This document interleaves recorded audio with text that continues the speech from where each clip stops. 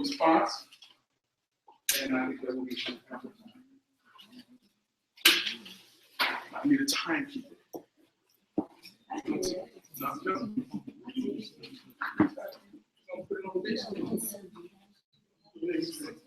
Oh, she got it? Okay. You got 3 minutes? Okay.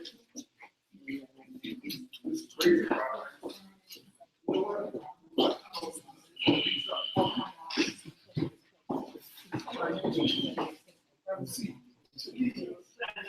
Panel, this is our timekeeper, and when you are down to like your last 30 seconds, you will see her hand up, and when your time is up, she will close her hand. Thank you.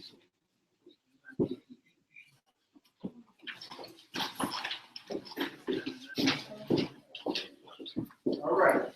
We're going to go with the first question. I don't know, we'll start from the left. Who would like to pull the first question?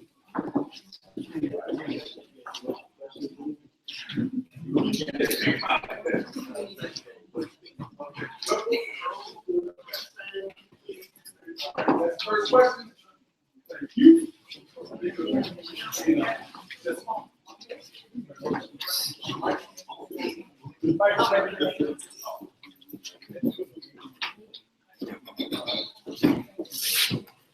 Yeah, we will. Or would you like to?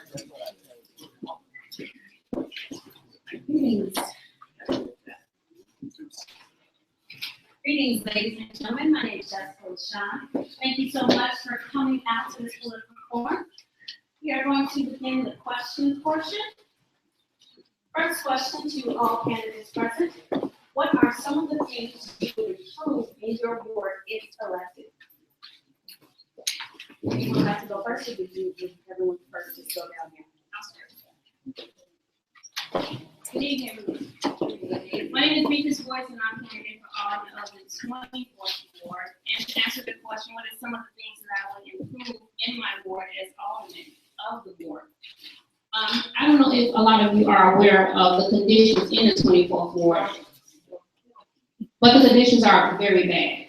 So the first order of service in being the alderman is to bring forth committees that take part in the rebuilding of the community. An educational committee, real estate construction and development committee, a senior committee, a policing committee, because it's important to know what's going on in our community on a day-to-day basis as it's related to police brutality, because we've had a lot of that in the 24th Ward, and various other committees. So that we have people that are from the community that are engaged and involved in the day-to-day process. Getting people involved is key, because as an alderman, you're one person. In the 24th Ward, we have 50,000 people. We have 33,000 residents. So, and everybody is not technically savvy. So I can assume that everyone has access to the internet. Whereas I can press a button and reach all 50,000 residents. It's easy, but not everybody is technically savvy. So have committees that are part of the community and that are there on a day-to-day basis to make sure that we all take part in the building of our community. And also addressing, that's my time. 30 more seconds. And also addressing the land grab issue that's going over in the 24th Ward. We have some serious housing issues. And being a real estate developer, a real estate broker, I have a lot of information as it relates to that, and getting down to the practices of figuring out how do we maintain our land, how do we keep the people from being displaced, how do we bring back the property values, bring a redevelopment process that's culturally transformed with community residents at the table, and make sure that we all take part in the real estate construction and the development of the 24th Ward. Thank you. My name is Emma Fitz, Alderman of the 37th Ward. If I'm elected, I would like to continue to work on behalf of you. I have a dream and a vision to always bring in a facility that I used to not have to go outside the community to the suburbs just for recreational activity. That's one thing. The other thing is the housing issue. We have to do something about the families who are losing their homes, help them to regain those homes, or help those homes to stay available within our community. I'm finding a lot of homes being bought from outsiders. So I want to make sure that we are on top of working with state United who have fought for us to, for foreclosure grants and dollars, and we keep those available. In addition to that, I picked up a new portion of the ward. I want to be able to help that community to be able to grow along with the 37th ward, and not just to be one that's outside. On Chicago Avenue, I want to look to see for the residents in the West Humboldt Park area. They always complain that they have nowhere to go to shop. So I want to be able to bring some facilities in there, work with the business people in that area, to see if we can develop new business in the area. May take some time to move out some old business, but they should have the same services. Shouldn't have to go outside the neighborhood to go to the grocery store, like always to North Avenue, or go down to Kedzie Avenue. So in addition to those things, seniors, we need more senior facilities in the area. I want to work on bringing in more senior buildings. One particular is a hospice facility. Our seniors complain that they have to go outside, and they like to stay close by where they can visit their loved one, their neighbors, the friends they made all their life. So if they get really ill, they want to be able to see them. So we can bring a facility of that magnitude into the area. Those are things that I will be working on. Thank you. Good evening, I'm Tara Stamps. As a veteran classroom teacher, I have a unique perspective about community. But the things that I think are critical to making sure that the West Side, specifically the 37th Ward, is revitalized and vibrant is that we have to attend to the issue of safety. So that means partnering with the police department, making sure that in our schools that we have restorative justice programs, that we are not criminalizing our children before they even leave school, and making sure that we demand that we have officers that do serve and protect our community that reflect the ethnic makeup of our community. In addition to that, we must also address the issue of education and educational equality. In the city, we are living in desperate times. There are over 8 schools in the 37th Ward that do not have a computer teacher or technological programming when we're trying to develop world citizens. So we are already behind the 8 ball. And finally, we have to, and this is not this last, but it's certainly not least, we have to make provisions to develop our economic corridors and create job opportunities that's reflective of the people in our neighborhood. And certainly small businesses should not be squeezed out. They should be developed and supported. And using the power and the influence of the office, I aim to do so and make sure that we have partnerships, not just with banks, but with other entities that want to see the best of our community and to make sure that we revitalize our community, that there's development without displacement.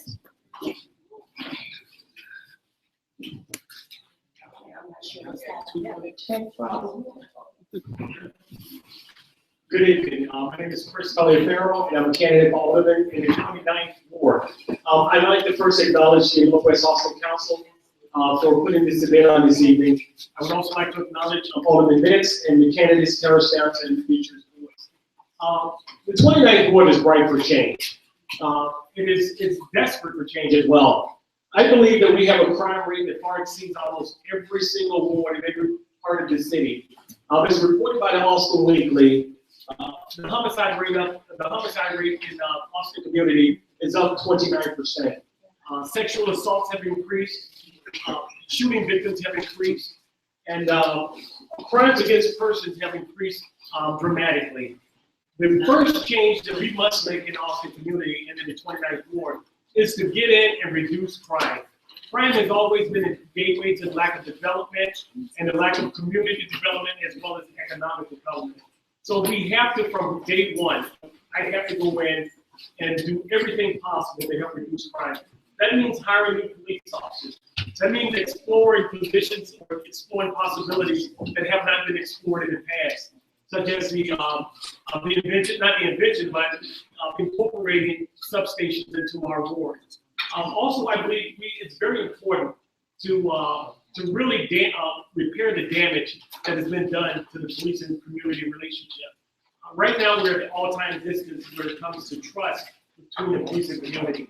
We have to go in and revitalize the spirit of the community so that there is a trust between police and the community again. Also, I would really go in and start to improve the community relationship with the Alderman's office.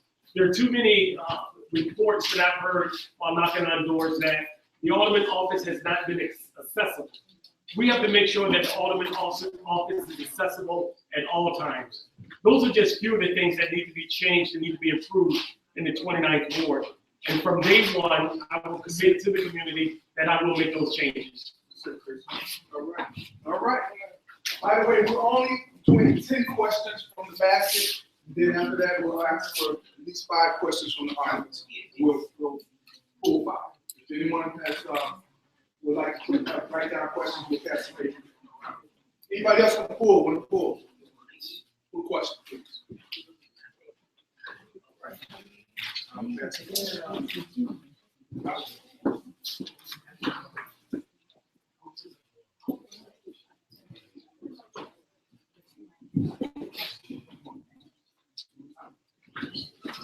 The next question is, what are your proposals for the abandoned properties and foreclosure properties within your ward?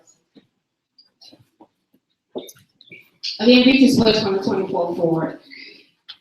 My dealings with foreclosure, abandoned properties, and as well as vacant lots in the community did not start with my run for alderman. What we have done is we position ourselves as receivers with the city of Chicago. What we've done is we've identified a lot of the issues as to why we're dealing with so many foreclosures, evictions, is because the city of Chicago, similar to a program that they had back in the 60s, would come into your properties and they would put code violations on you that you could not afford, especially our seniors. And when you cannot afford these code violations, when you go to court, they'll put you out of your property. Whatever mortgages that you have, it doesn't matter. The city owns the property. And they were giving these properties in the 24th Ward to 2 entities that were contained, NHS and CIC. And there may have been a couple of others. So what we've done is position ourselves as receivers to say that we can go into court now and we can represent homeowners that are being, that are going through this process, and those that don't even know that their homes are in this condition.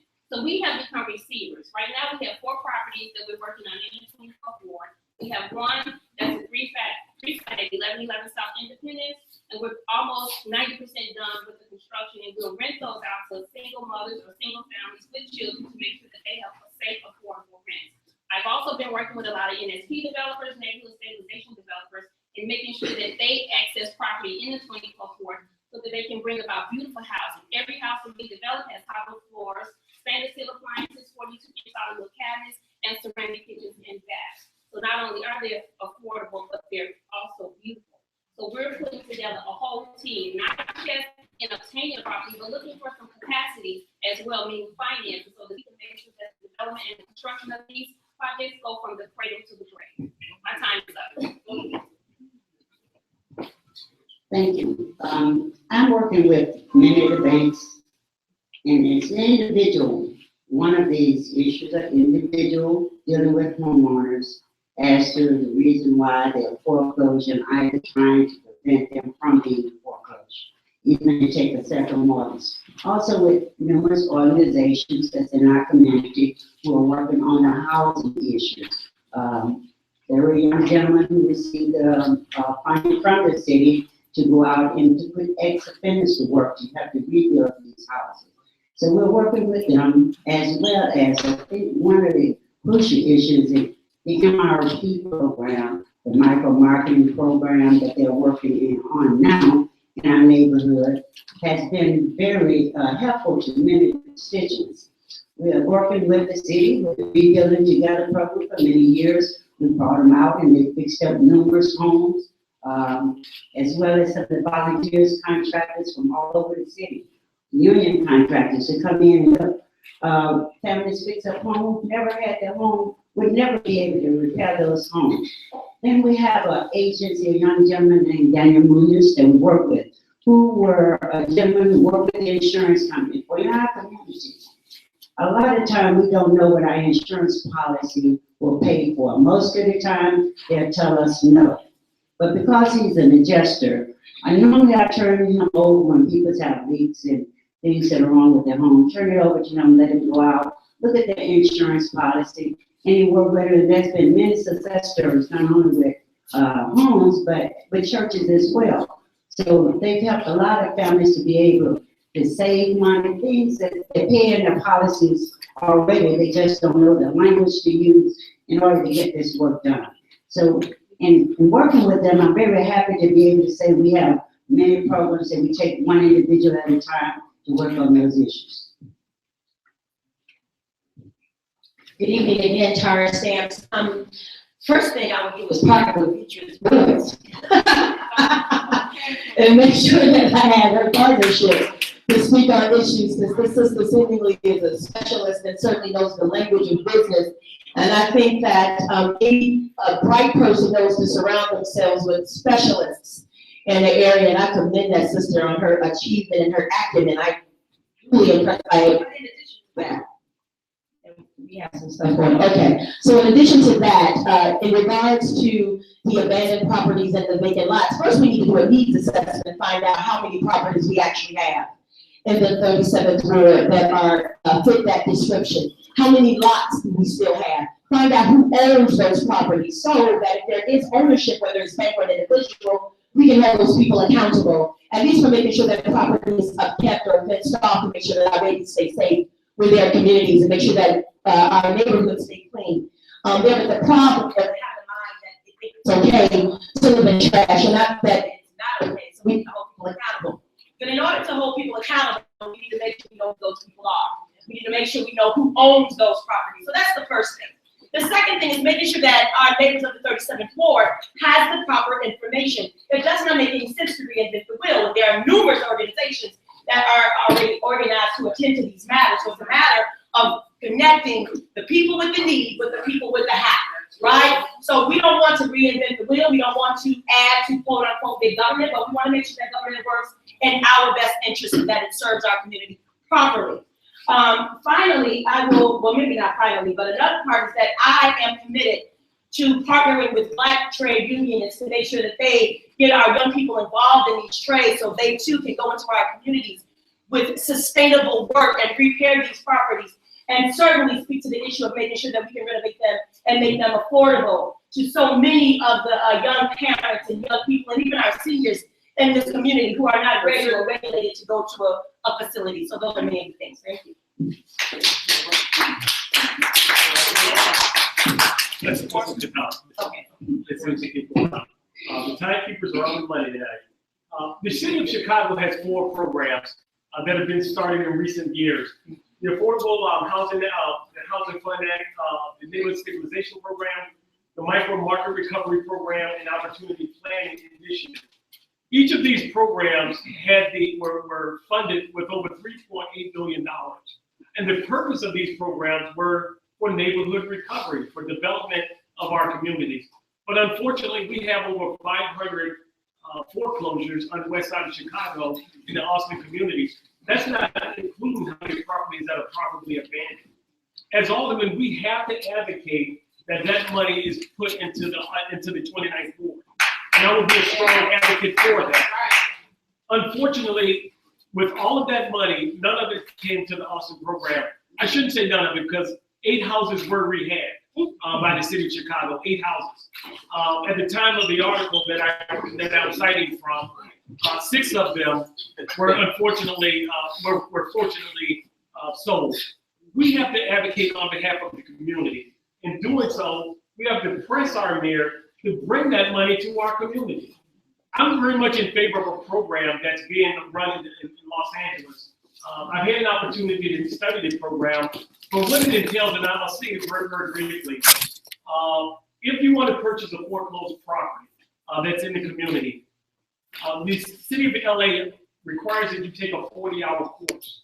That course gives you a brief education on how to maintain the property, how to maintain your mortgage, how to face a foreclosure if you do have to face a foreclosure. But most important, it's 40 hours of teaching you how to keep your property.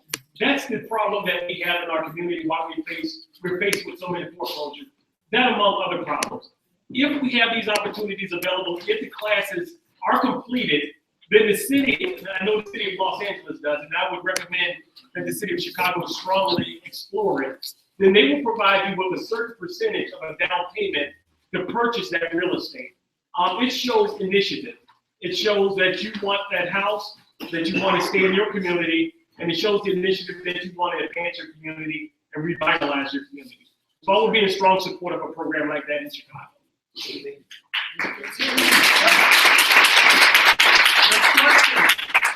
Question will start with Chris Tillington. The next question is, what are some of the things you would improve in your ward if elected? Pardon me, wrong question. Okay. If elected, would you be willing to work with your opponent, yes or no? And we'll start with I certainly would. Alderman Graham is a resident of the 29th Ward, and I would certainly be willing to work with anyone with an interest in revitalizing the 29th Ward. Alderman Graham probably has some great ideas that she would be able to share with me. So I would not exclude her because she's an opponent in an election. First and foremost, she's also a resident of the 29th Ward, and therefore I would not exclude her in any proper planning and development of the ward. Certainly, I would partner or consult with the sitting alderman. This is 15 years of experience. And so I have deference to elders and deference to experience. No matter who wins, the same community must be served. The issue is not the person occupying the seat, because the seat belongs to the 37th Ward. The job is to make sure that the people and the neighbors of the 37th Ward needs are met, that their fears are met. So I don't want us to get into this, this issue of contention, because it doesn't matter who is sitting where, whether the mayoral seat or the aldermanic seat. We understand that neighbors on the west side of Chicago have systematically been left out of the redevelopment and the robust economy that Chicago has been able to enjoy. In a due time, that we get our deserved piece of this house. Yeah.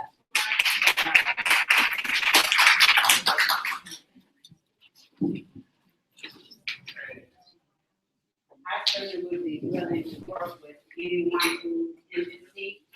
I've always worked with everyone in the seat.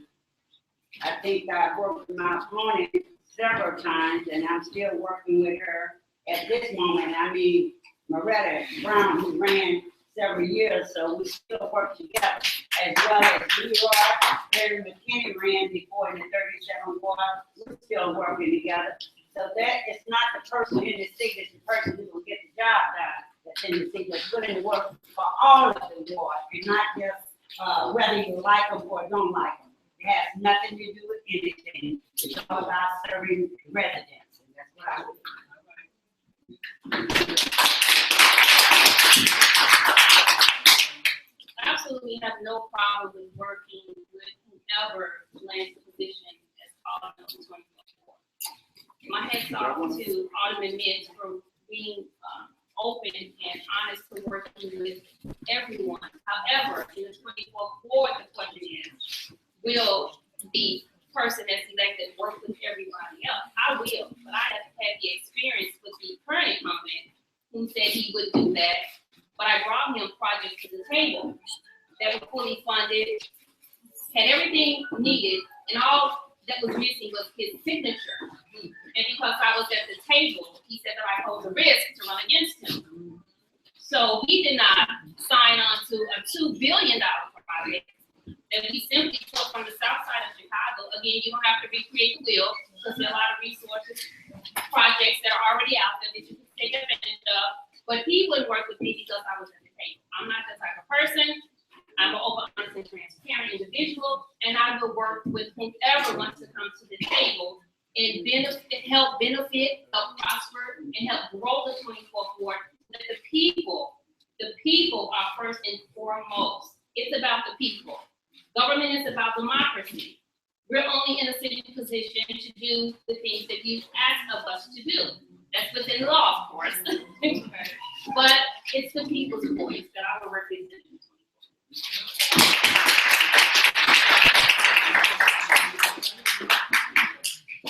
The next question.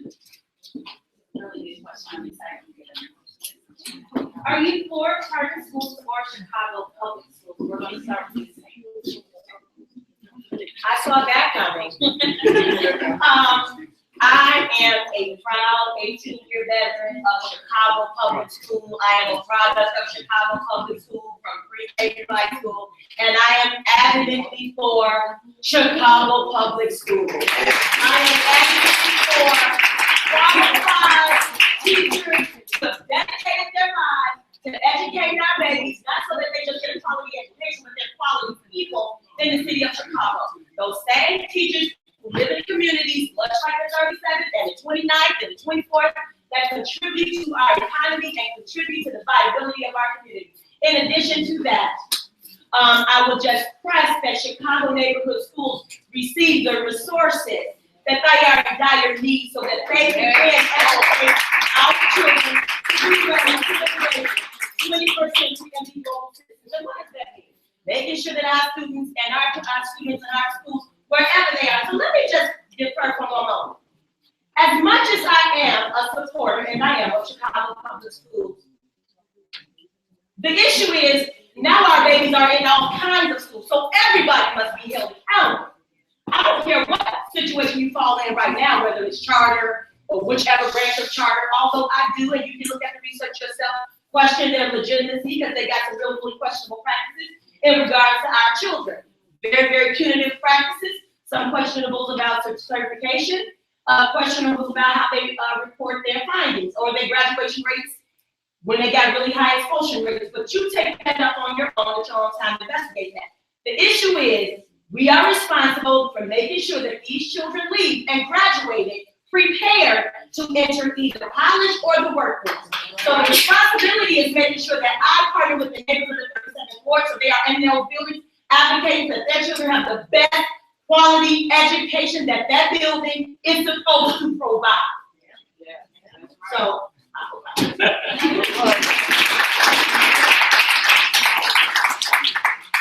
I am a firm supporter of Chicago Public Schools. My children spent their elementary years, all three of them, in the Chicago Public Schools. All three of them have spent their high school years in the Chicago Public Schools. And my lovely wife who's in here today has served on LSD of the Chicago Public Schools for many years. I believe in quality education, as Tower stated earlier. I also believe in funding our schools. Now, if we're going to say, well, let's have our schools compete, then why are we taking the competition away from them? Why are we taking the resources from the school, and from our public schools, and giving them to our charter schools? When I moved to Chicago, and I'm from the southern part of Virginia, this was the first time that I came to that I've seen a school that didn't provide books for the children, that they could take home and do their homework with. So unfortunately, my wife and I would have to find out the SKU of the book so that we could prepare our children. I believe that we have to make sure that our schools are properly resourced so that our children have just as good educational opportunities when they leave. We can't put the money into all the private schools. We have to go back into our public school system.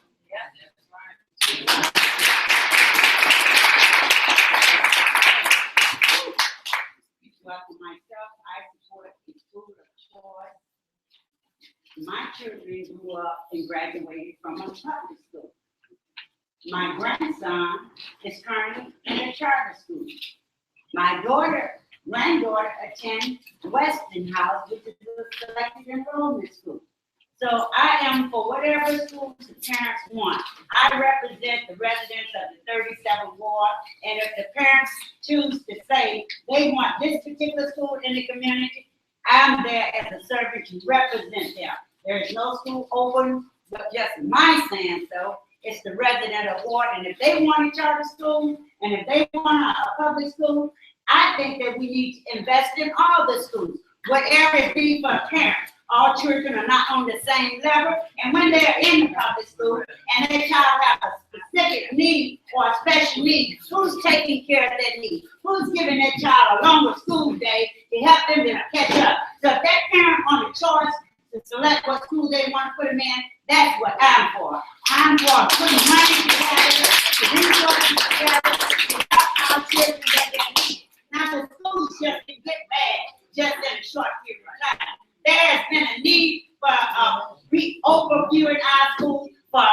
long time. It didn't just start today. Way back when we started Renaissance 2010. Then nobody said anything at that time. So why are we saying something now? When we must do better in our community for our children. That's not true. Yeah. I'm a product of Chicago Public School Systems, and I raised 7 children that are product of Chicago Public School Systems. The youngest right now is 20 years old, and they're all very successful. So Chicago Public School System has served to be just in my family. However, my grandson is in a contract school. So what I did, so that I have the educational facts about contract charter schools, I joined the board and I became the secretary. So as the secretary, I see what goes in and what comes out. Now the question that I have, the top 50 performing schools are not contract and charter schools, different. Okay? And why is it that contract and charter schools are in minority Black communities? That's the question I'm having. Why are we the guinea pigs all the time? Come on, guys. They put STDs on our Black men to get tested to see will they kill them niggas or will they keep them alive? Okay, so now they're playing with our children's education. Lack of education means lack of opportunity. It means that you stay in a ghetto poverty mentality and you cannot progress in the corporate world as entrepreneurs, tradespeople, whatever it is that our children want to be. Now, I took my own survey among parents, friends, colleagues. Do you like public or contract charter schools? The majority of the parents said they like contract charter schools. So the question is, why? Not to say that we should continue to birth them, but let's get with CTU, let's get with CPS, and let's improve public education because every child deserves the right to a free, public, but yet quality, safe education. Let's get those resources back into the Chicago Public School System because every child has the opportunity to walk across the street to school and not down the street. Now, as it relates to Renaissance 2010, I was on the battlefield fighting to say that it's going to create chaos among our students, among our children. It's exactly what it did. It killed them. Several children got murdered because of Renaissance 2010 because they had to cross boundaries. That's right. Okay?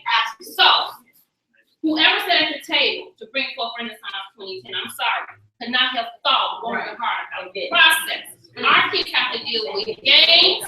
It's a fact. And until they do something about it, we have to deal with it and we have to 30 seconds. Okay? So, free, public, quality, effective education. But you need to put some policies and legislative laws. If you want contract charter school, they have to abide by the same rules, principles, and regulations as CPS and state.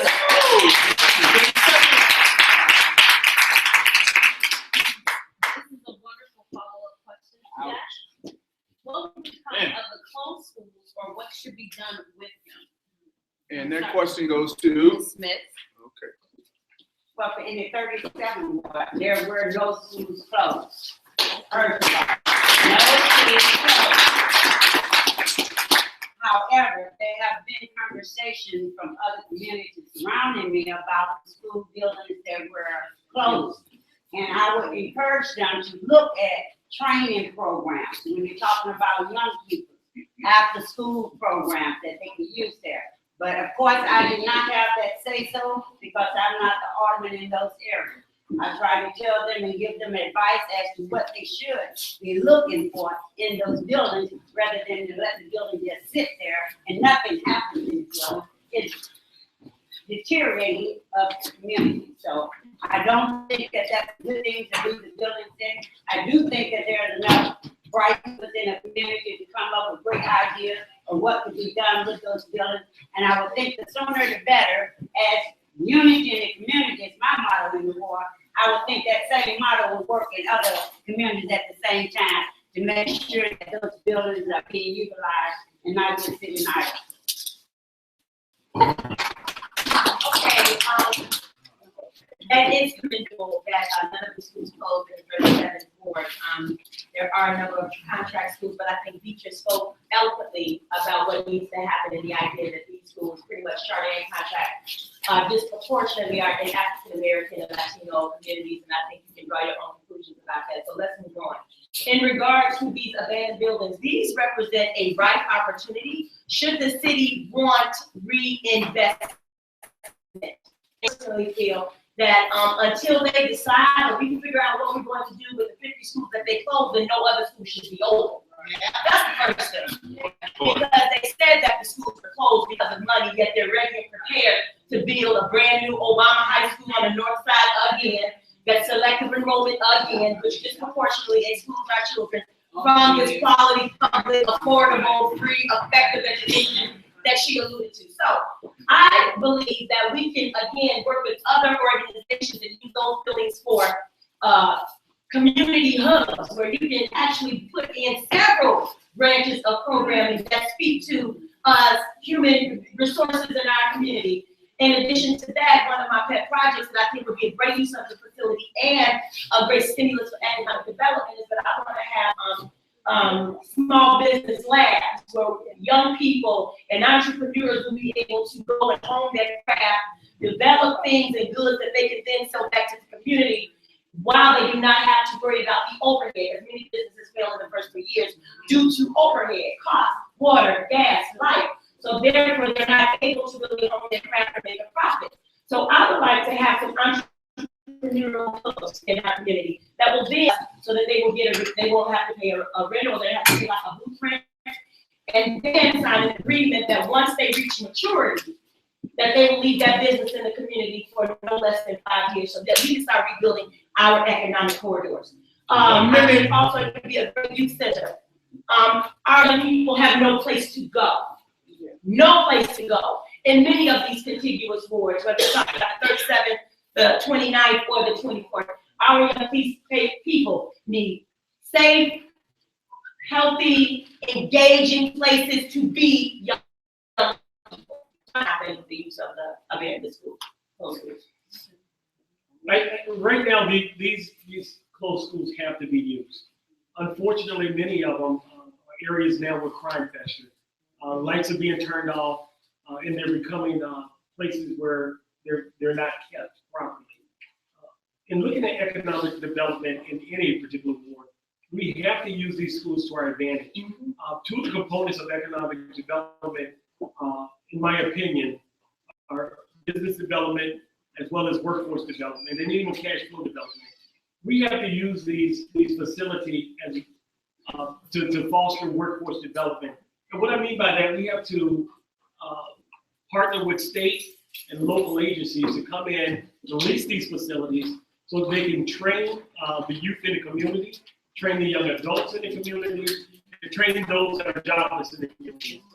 It would be almost as if it's a cooperative with the state, although they're leasing the city property, that they're going to hire from the community. That's an excellent opportunity to build our workforce and helping develop our community. Also, they should be used to develop cash and cash flow development for the community as well. These places can be leased. Businesses can go in there to operate. They would also hire from the community as well. So there's certainly so many different opportunities to use the closed schools that we're not currently using. There are opportunities that at least in the 29th ward that are not currently being brought to the table. My idea for using the abandoned buildings, first of all, we have to figure out where the money's gonna come from. To operate these businesses is gonna take cash flow. Where's the cash flow? If we didn't have the cash flow to operate it as an education tool for our children, then where's the cash flow going to come from if we decide to utilize it as after school facilities or training facilities? Where's the money gonna come from? A lot of our schools are set up primarily like manufacturing facilities. You have the several different classrooms, which can be to invite manufacturing facilities back to our community. With people homes where, in manufacturing facilities back in, the 60s and 70s, it employed the middle class family, right? So when we lost, the steel mills and everything and the manufacturing to China, then the middle class became poor. So our communities looked more deprived and distressed than ever before. So drawing the attention to those facilities where we're generating jobs, we're generating revenue, and we're bringing the revenue to the community instead of trying to find ways to pull revenue streams out of nowhere. The city is in a deficit, the state is in a deficit, where's the money gonna come from? So it's about creating jobs, it's about, creating an economic, infrastructure that we can benefit off of. Second, I agree with Tara to say that we need to build some entrepreneurial hubs. I went to it's called a Hispanic Entrepreneurial Institution. It's right down Roosevelt Road between Holman and Western. Beautiful facility. They're training entrepreneurs how to become entrepreneurs. Not only with that, they're also giving them starting grants to start their businesses. Wow. These are the things that I go after. I'm a economic buff. Economics is simply the transfer of goods and services with the resources of money. This is something that our community has been not receiving. We've been on a strong social agenda over the past 30 to 40 years. Now it's time to get on an economic agenda. Once we begin to build our economic base, Martin Luther King died because he began to talk about Black economic development. Yeah. Okay, in 1968, it was worth $30 billion. $30 billion in 1968. In 2015, it's worth trillions. But until we begin to turn the light bulb on how much money we're spending outside of our community, okay, with other people's businesses, until we become a brush, until the leaders, the political leaders stand in the gap to say, economic enhancement is fabulous, but let's get some, social enhancements are great, but let's get some economic resources for them. Let's use those buildings to build economic resources.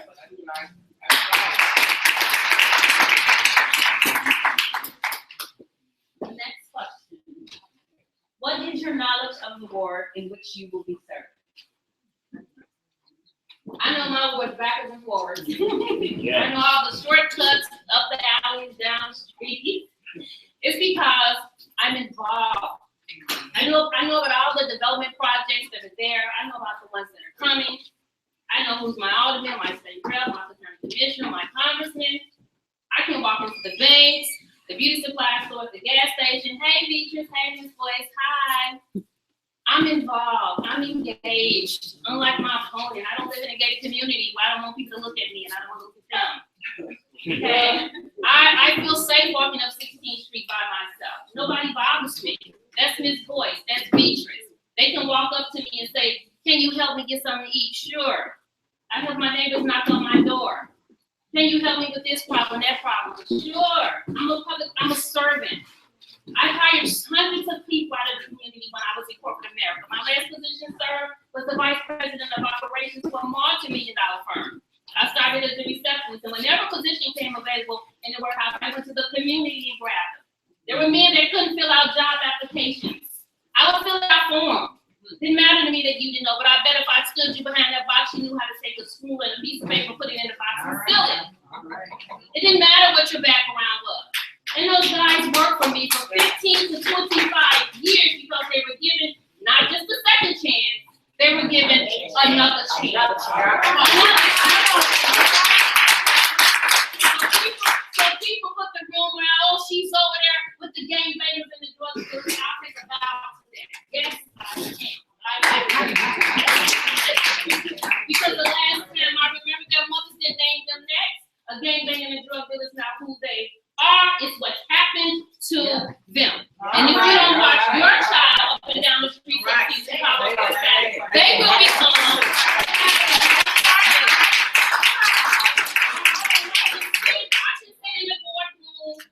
any time of the day, any day of the week, and conduct business with multi-millionaires and billionaires, but I can also go to the streets and draw them together, no matter what gang in this nation is part of, and make men out of it. Because that's right.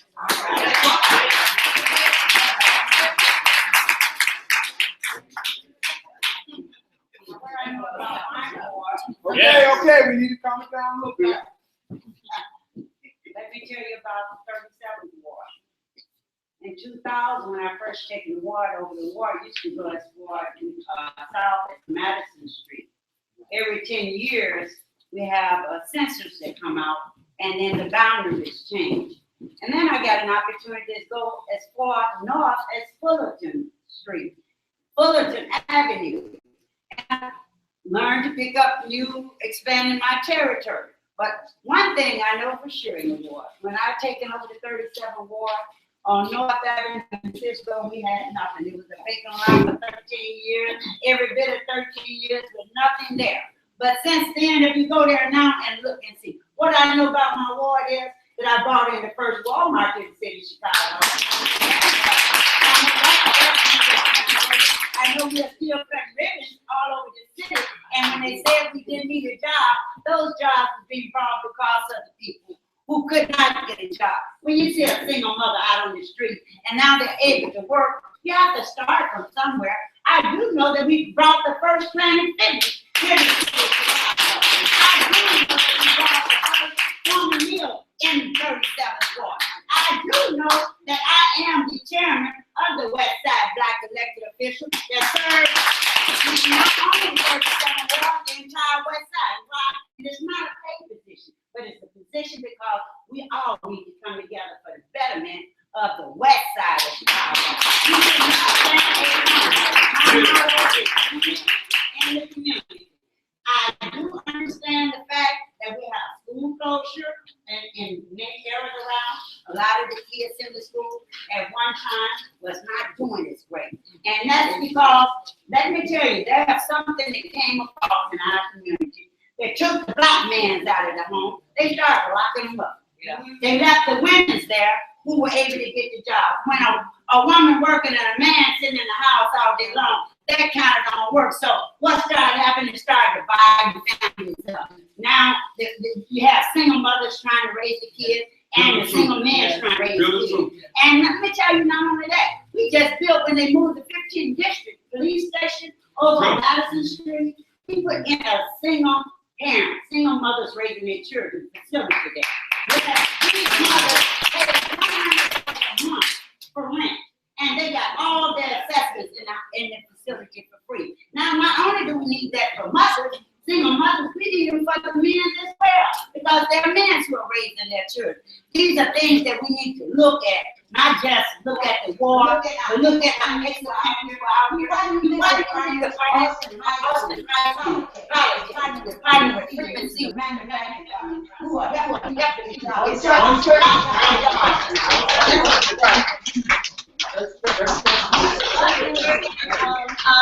Again, I think that Beatrice is on the right track when she talks about economic justice. Economic justice must be social justice. We need to understand it's not either or, it's both and. Black people need economic justice, and black folks in the 37th ward and Latinos in the 37th ward need social justice. It's both and, it's not either or. The other part of that is I'm learning this board better than I ever knew would happen. And I am eagerly excited to learn more. I have neighbors who have partnered with me and are prepared to shepherd me every step of the way through this process. I don't apologize for what I don't know.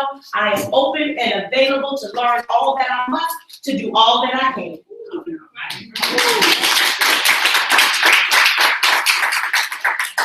I love the forum that gets heated.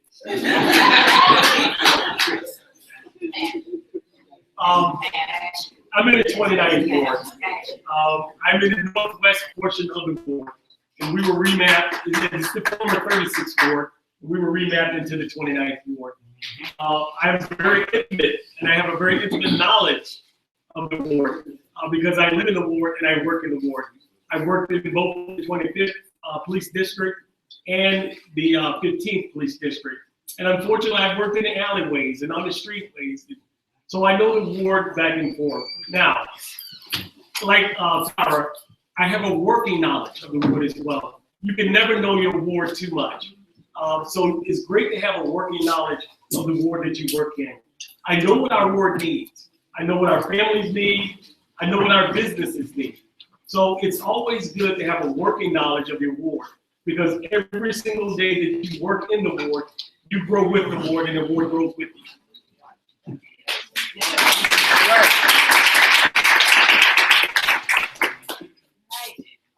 I have a feeling that this question is going to get a little bit heated here. Who are we supporting for mayor and why?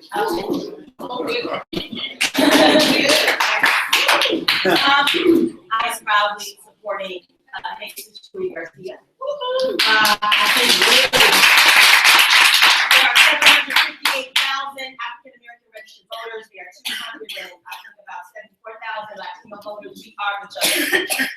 Together, we represent the 10 largest cities in this United States, or yet to be United States of America. So I think we are at this very, very interesting place in our history where we have this opportunity to come together and really advocate based on our commonness, not based on what our differences. At the end of the day, we want the same thing. We want our babies safe when they go to school. They want good neighborhood schools. You want to go to work every day. You know, get crazy enough maybe to send a baby to college, buy a house, and retire with dignity. That's what we have in common. There are certainly those with a separate agenda that will seek to destroy that unity and seek to destroy that voice. In addition to the fact that I know that we are each other's future, Jesus Garcia sat at the table in my house, plotted with my mom, and the late Rudy Lozano to plan and unify under the Black and Brown Alliance to get Mayor Harold Washington elected. So I know his commitment to that. I know his commitment to that Black and Brown people are represented fairly and that they are investing in communities. And then I also learned this very odd fact that, you know, there were Black folks and Black legislators who trusted this brother enough to lead the Black caucus at the state level. So there are folks who have gone before us on whose shoulders we all stand that invested in this brother, and I think that we have the right opportunity for us to coalesce behind him and to show that we want to be represented, because the Black and brown people who are unbound, and unbossed are not at this table to represent our best interests.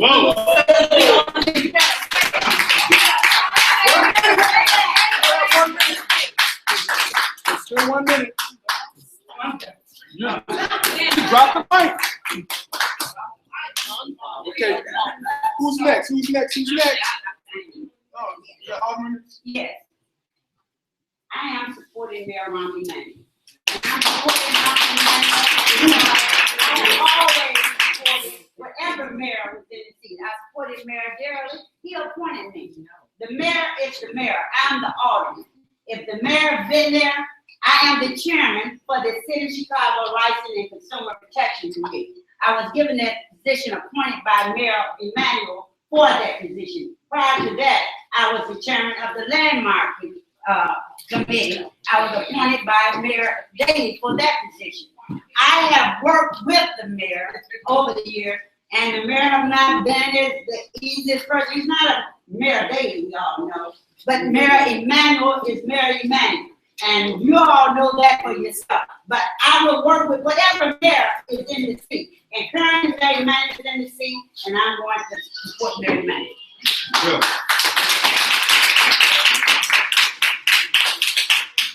I'm in a very interesting position. This mayor race. I look at numbers. In the 24th ward, we had 36% that voted for Ron. We had 23% that voted for Chewy. So the 50%, which leaves 41% of the other voters, me trying to figure out, okay, what do you guys want? What do you want? Because I don't really believe in democracy. It's not about my personal feelings, which I do have my own, but it's really about who the people in the 24th ward want as mayor. And from what I hear, Mayor Ron Emanuel, he may have gotten 36%, but that's all he's getting. Taxation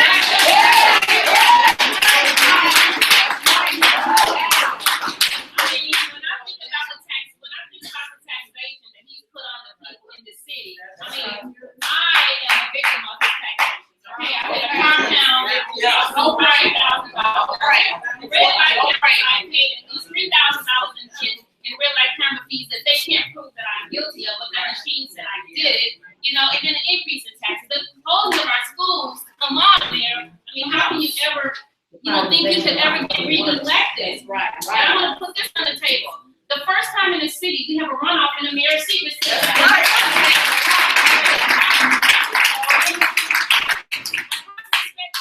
Because yes, I respect relationships. She has a job to maintain, and she's got to work with this mayor. What about the people? Hold on. She has to work with the job. Hold on. You're right. You're absolutely right. However, what I'm saying is that I have to respect her relationships and her personal viewpoint and what she has to do. But me as an alderman, sorry, I can't go her route. I can't. And in my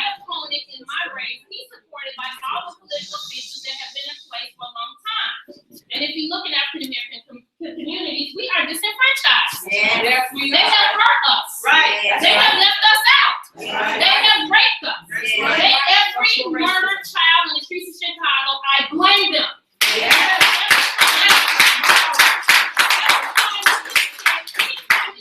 a political seat and you vote racial profile laws against black people, I got a problem with that. 40 seconds.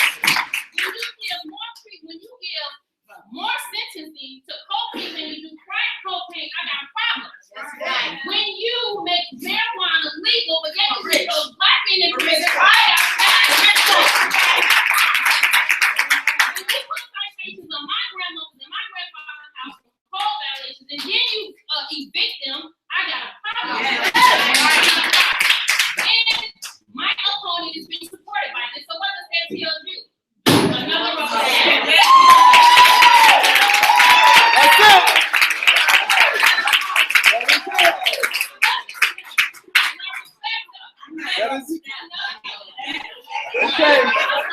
Okay. Okay.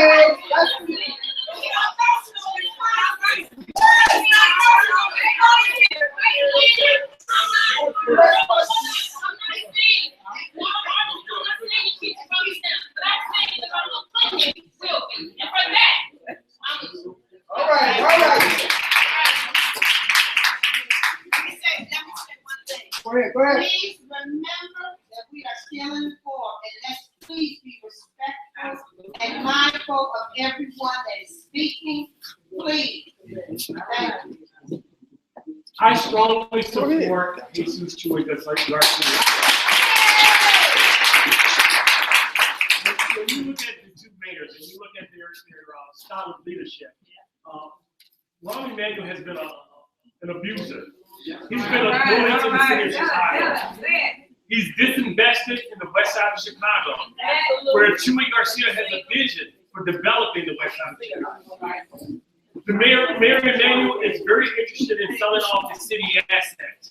Our schools are an asset to our community. Chuy Garcia wants to put a moratorium on closing more public schools. Mayor Emanuel came into office 4 years ago and said that I will put 1,000 new police officers on the street. He did not fulfill that promise. Instead, he moved people from desk jobs and shipped one unit to another unit. He didn't fulfill that promise. Chuy Garcia has vowed to hire 1,000 new police officers and put them on the street. And he has the money to do that. It's all about honesty. Chuy is very honest in his vision. Mayor Ron Emanuel has been deceptive in his vision. The red light camera system, the speed cameras. Mayor Emanuel has said that these cameras are there for the safety of the public. But yet, he never stated that they were there for the reason in which they were put there, and that's for gain revenue. Chuy Garcia has vowed on his first day of office to get rid of these. Now, unfortunately, it's become a political issue, and all of a sudden, we have 50 of those cameras that are being removed from our neighborhood. But if you look at those cameras are being put, they're being put predominantly in the black community. They're taken out of our pockets. They're taken away from our families. So we have to stand with, and I strongly suggest each of us stand with Chuy Garcia for mayor.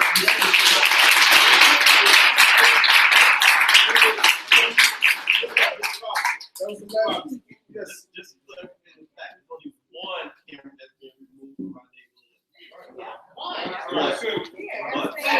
Wait a minute, let's not get sidetracked. Let's not get sidetracked. You ain't the police, right? Yes, I am. Okay. Let's be respectful, everybody. Let's be respectful.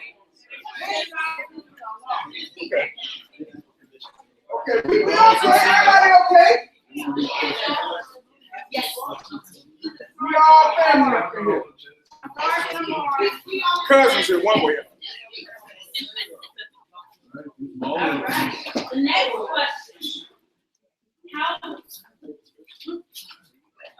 How will you be a visible alderman in your ward and community? And that starts, I think, that goes to teachers. Because it starts missing again. Oh, I'm sorry. Right. I'm gonna do this for all. You want to repeat the question one more time?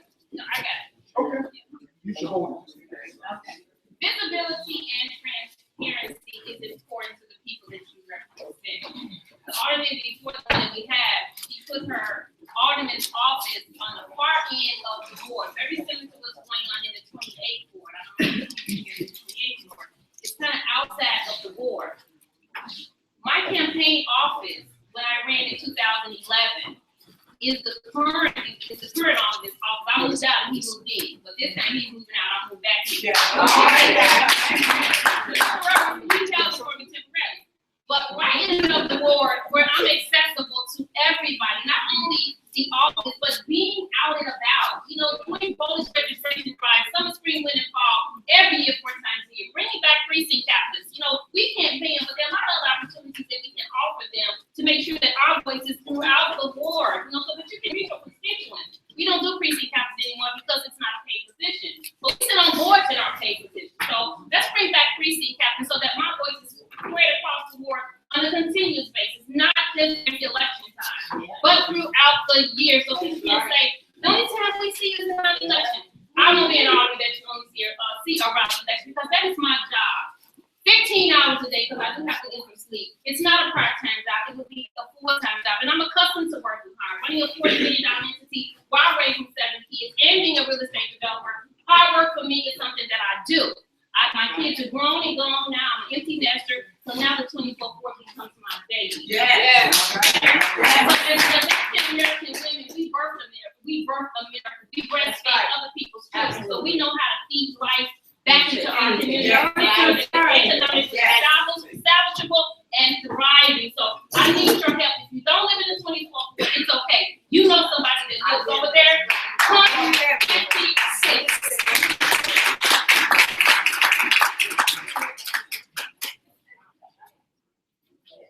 Since I'm the only alderman that are currently holding this seat up here, I will tell you what I'm doing already to be visible in my community.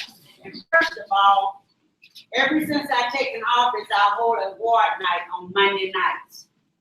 I used to start them at 5 o'clock, wouldn't get out until 10 o'clock at night. Then I found myself having to pull them back even to 4 o'clock just so that I can get home early. Not only do I hold a ward night every Monday night, I hold monthly community meetings every 4th Thursday of each month.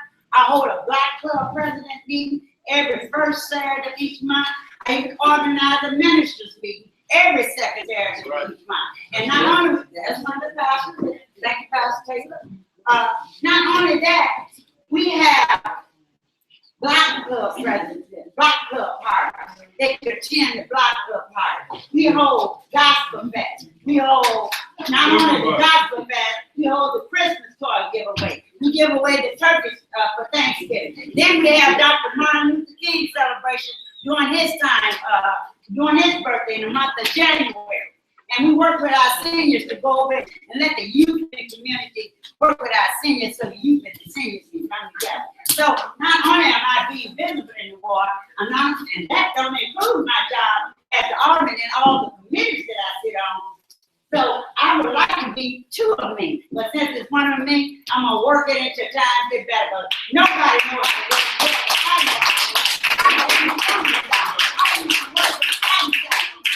I used to talk that, and you want to talk about hard work? That was hard work then. This is no work. This is bringing people together so Black people can understand that they need to stand up. And be accountable.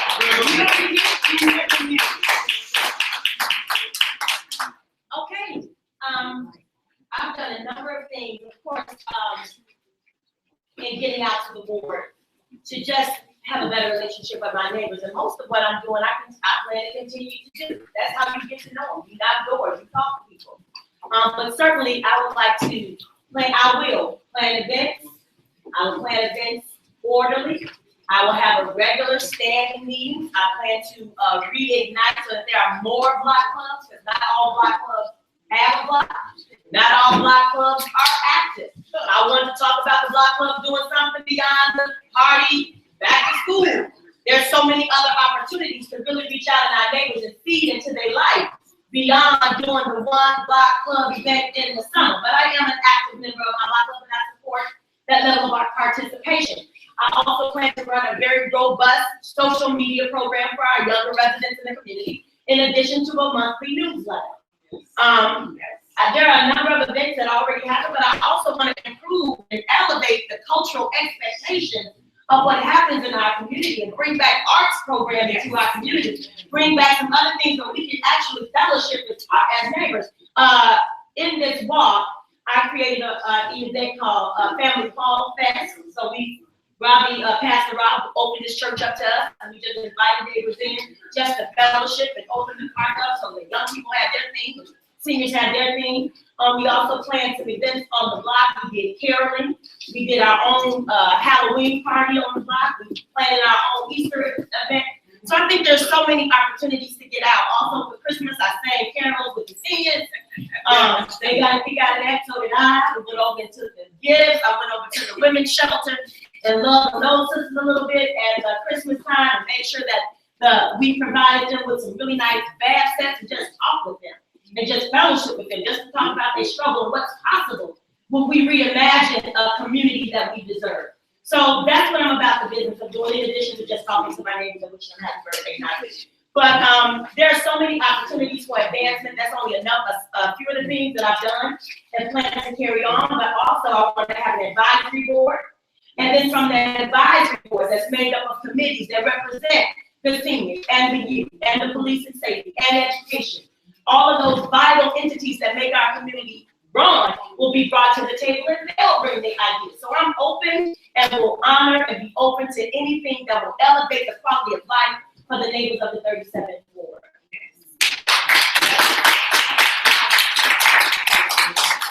Visibility and accessibility of an alderman seems to be one of the major problems that I hear as I knock on doors. It's very important that an alderman is very visible and accessible to the community. I've called my alderman several times and I get a rude stab or the alderman won't speak with me. You have to be respectful of the person that are calling you because they're not calling you to talk to you. They're calling you with problems. You have to be accessible and visible to them. In addition to having ward nights every week, I would also have a precinct night where one night per week you just host one precinct. And you do that on a continual and running basis. It's much easier. With the remapping, a lot of our wards have been stretched with quite a few distance. The 29th ward alone goes from Cicero and Roosevelt all the way up to Roscoe and Orion. That's a long distance. To have a ward night, it's very difficult to get that entire community and the entire ward together. So I plan to start a precinct night as well, where you select one precinct, one day per week, and you host it, and you find out, and you go out to the precinct, and you find out what the problems are in the precinct, and you work on those problems. But most important, you're getting to know the resident of the community. I'm not one for rhyming. I've never been good at rhyming, but I just wrote this down. I thought it was pretty neat. Get out of the seat and on the street. That's what we want.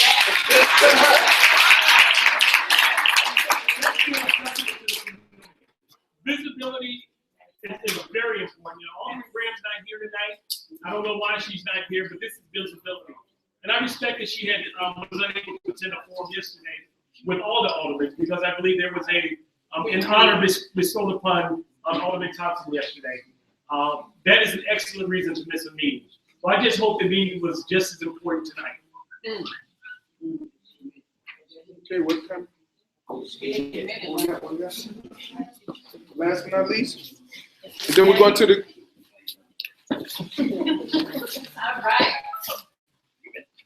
Besides education and public safety, what are the issues that concern your ward and what do you plan to do to address them? I'm going to start with Mr. Talaferro. I think the main reason outside of the public safety issues has to be economic development. We will, from day one, put together an economic development committee so that we can begin to address the problem of the lack of businesses that are prevalent in the 29th ward. The 29th ward is surrounded by several suburbs, and much of our dollars is spent in those suburbs rather than being spent in our community. My goal is to make sure that money is being spent in our community. We will begin by putting a committee of economic development together so that we can determine what our ward needs, where we are, where we need to be, and how do we get the resources there. In order to do that, we have to sit down and look at several issues, whether we need infrastructure improvements, workforce development, cash flow development, business development, and organizational development. Once we put these things together and start developing a plan so that we can bring the businesses to the community, I think the 29th ward will be much more prosperous than what it currently is. I'm sorry.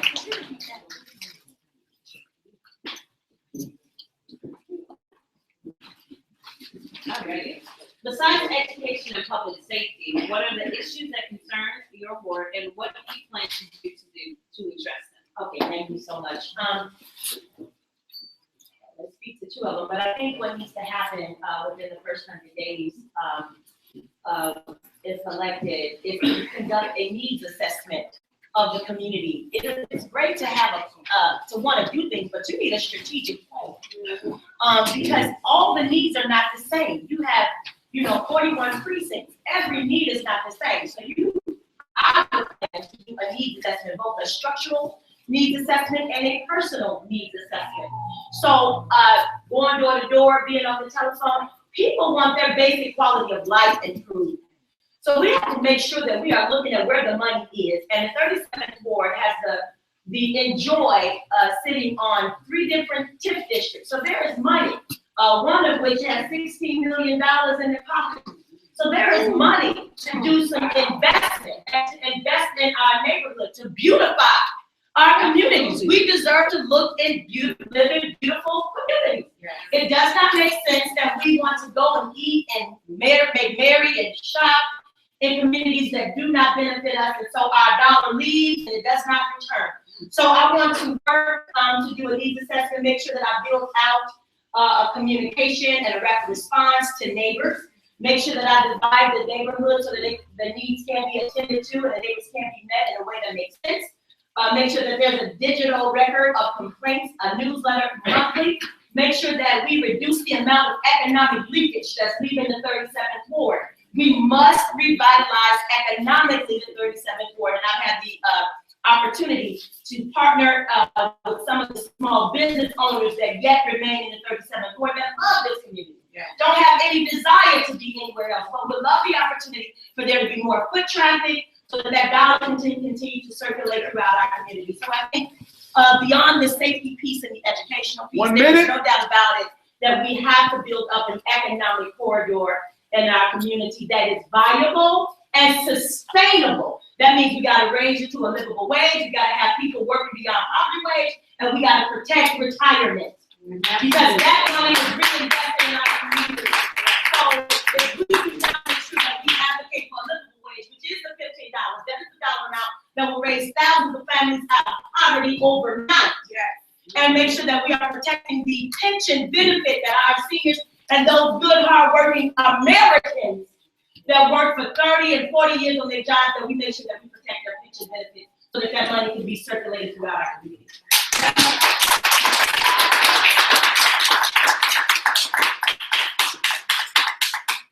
Thank you very much for that question, and I'm glad that you asked, because I have a 4-point priority. 2 of them you mentioned, education and public safety. But the other 2 were economic development and service. And these are 2 that I've been working on ever since I've been in office. You can never get enough of economic development, and there's always a need for service. And you can take service 24/7. Anyone you talk to have a service request. The problem, you need to know how to address a service request. It's not just calling 311 for a service. And the service is the biggest issue that a resident would need when they can't get the garbage picked up, the streets need to be paved, trees need to be trimmed. And these are basic things that we talk about and educate our community about all the time, of how to provide service. And if you don't know that, there's a problem for anyone going in as an alderman to start out to provide service. Because you need to know the department, you need to know who to call in the department, and you have to have a working relationship with these departments to get something done. There are 50 aldermen in the city of Chicago, and everybody's trying to call. So when you call 311, everything going to a big old mainframe.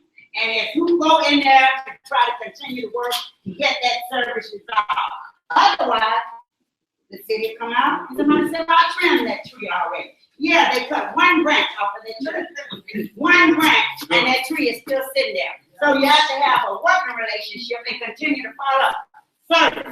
Service. 50% of this job is about servicing the people and getting things done for them. They need a garbage can, they need the snow removal. I have seniors calling me just when the snow is down. And we had to go literally get, and when you say no captain, I would be insulted because I do have captain and volunteer.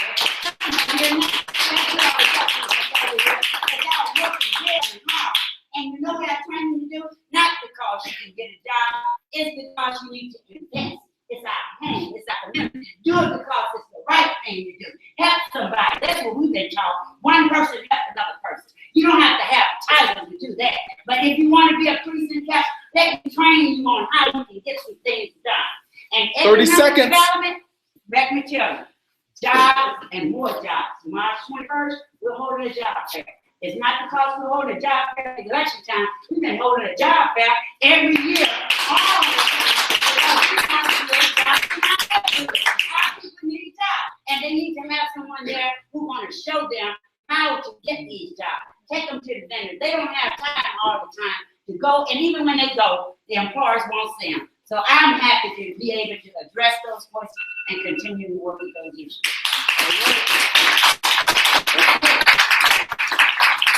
Last but not least.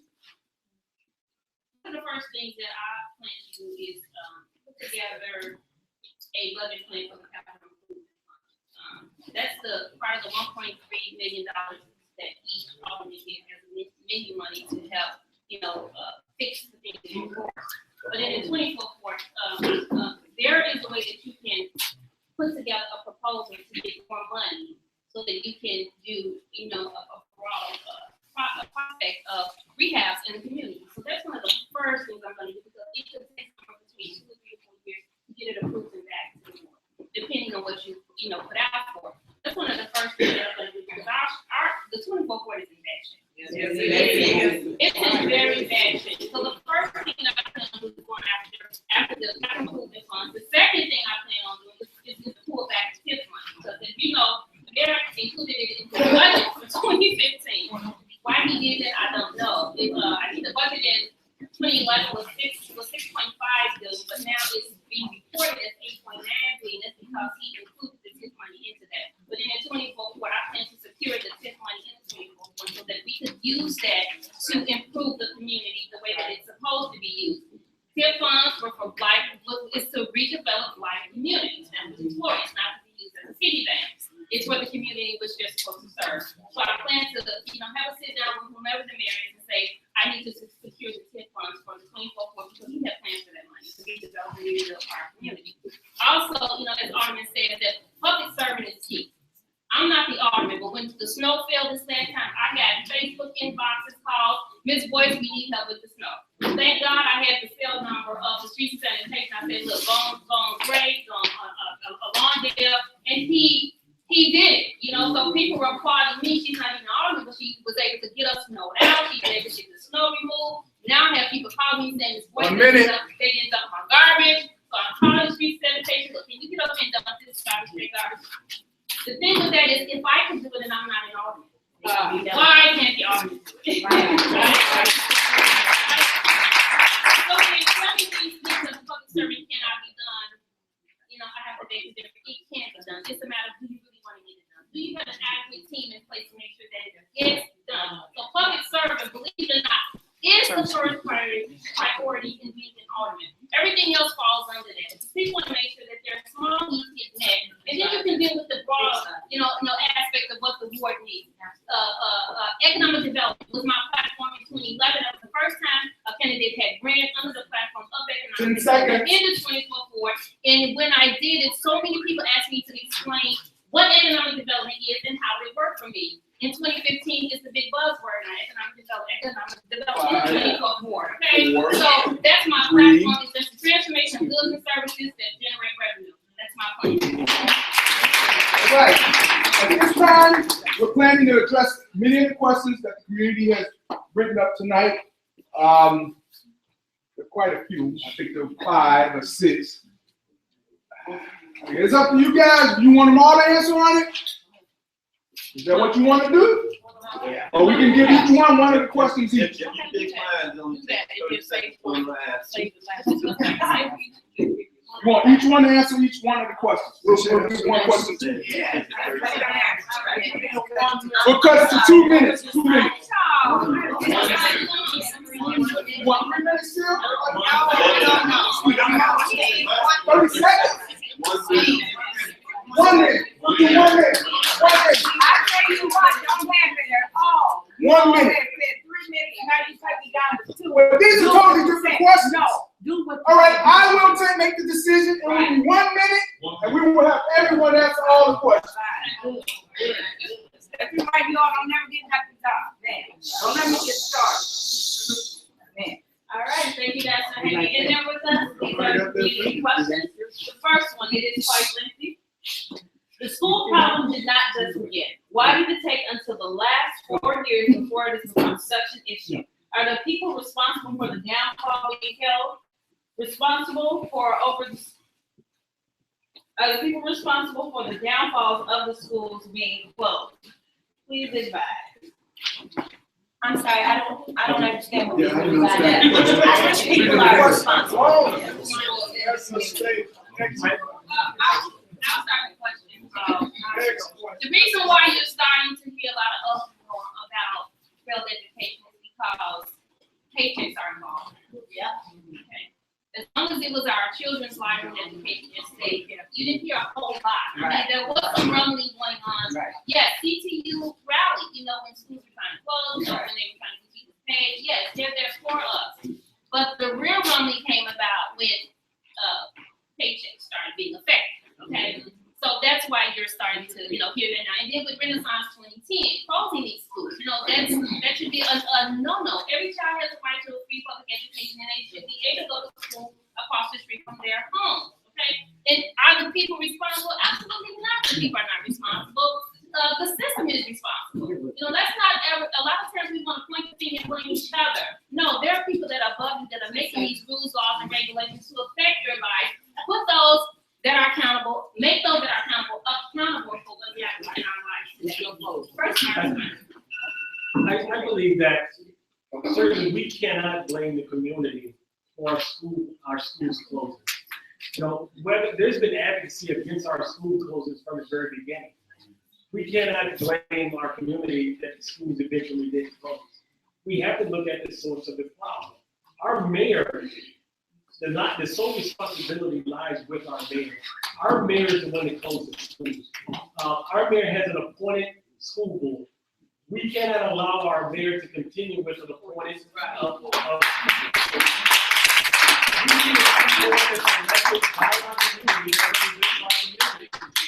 Our appointed school board, unfortunately, have divided interests. They have conflicts of interest. That's why our schools close. So the problem isn't with the school, with the community. Our communities have advocated, although unsuccessfully, with 50, but we can't put the problem and put the blame on our community. Let's be real clear, the schools closed in Black neighborhoods. And yes, there is a paycheck involved. It's the paycheck of the private charter school operative that's getting a check based on their relationship with owning a school. You need to understand what is at stake. AUSL and charter schools are charter school operatives. They make money from owning school operations. They are an educational management entity. There is no way a Turkish company would own the most schools in the United States if they were not getting the money for it. Those charter schools, concept charter schools, are owned by a Turkish company in Turkey. But those schools are in African American and Latino communities all across this country. So yes, it got different when checks got involved and they figured out how they could make money off Black and brown children it got different, when they also understand that the same people responsible for charter schools are the same people 10 responsible seconds. for privatizing the prison system. 5 It seconds. is a school to prison pipeline. Do not be mistaken about who won it.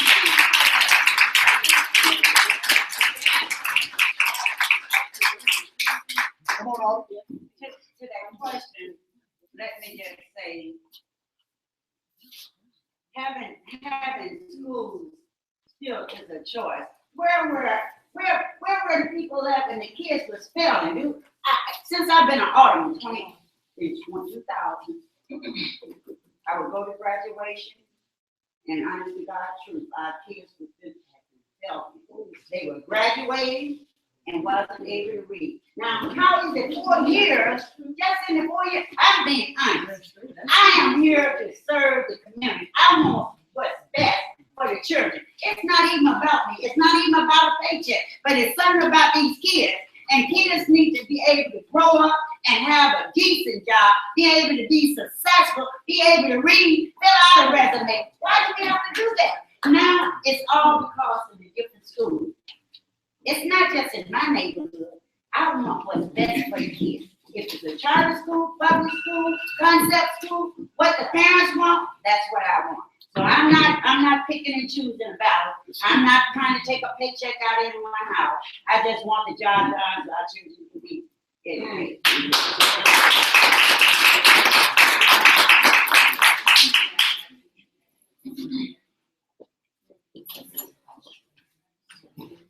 I'm very intrigued by this next question.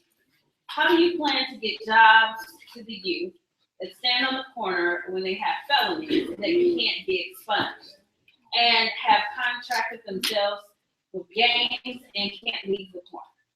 You want to basically the question is asking if you have a plan to engage the youth and help them expunge their records and even find opportunities to get them on the street. So you want that. Okay. Let me start at that. I think we should start at it because I have ex-offenders. It's not a secret. Most of us have ex-offenders in our family. Yes. And I have one in my family, and I work with them. Not only work with them, help to provide the necessary resources for them. And yes, they do need a job. So when it comes to expunging the record, I was one of the ones that sponsored that, the legislation and city council to make sure that the job employees can ask that first question, are you a felon? I was the one that sponsored that because that was hurting our ex-offenders, our young people who were trying to get these jobs. And not only that, we can create jobs.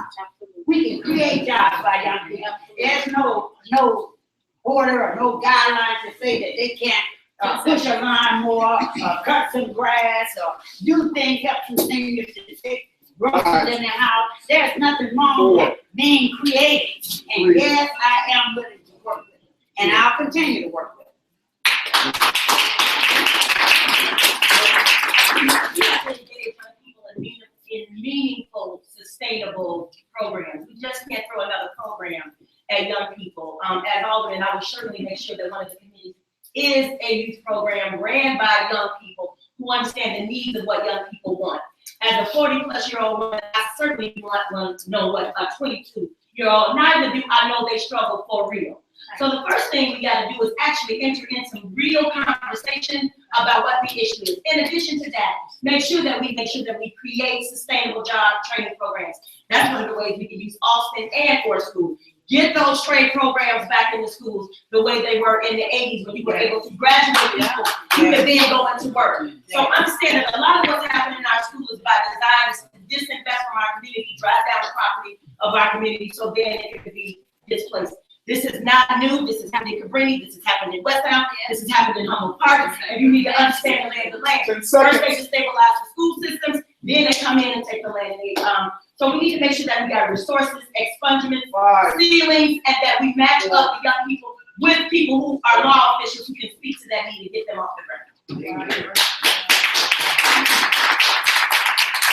The unfortunate thing about the question that you asked is that once a person does have a conviction, his record cannot be expunged. So that's something that can't be changed on an automatic level. That has to be changed on the state level. But we do need success stories, though. There are millions of people with success stories that have criminal records. I know many of you guys have seen Home Improvement. Tim Allen was given over 20 awards and has been nominated for over 30 awards. He served 7 years for cocaine, 7 years for cocaine possession and dealing. There are so many success stories, and we have to make sure that they continue in our community. We have to make sure we have educational opportunities available. And it's all about availability. Our park system right now, our park district, have more programs on the sheet than there actually that are current. So just make sure our programs are available. We need every opportunity available for faith-based initiatives. So let's continue making these opportunities available for our youth to get them off the street. All right.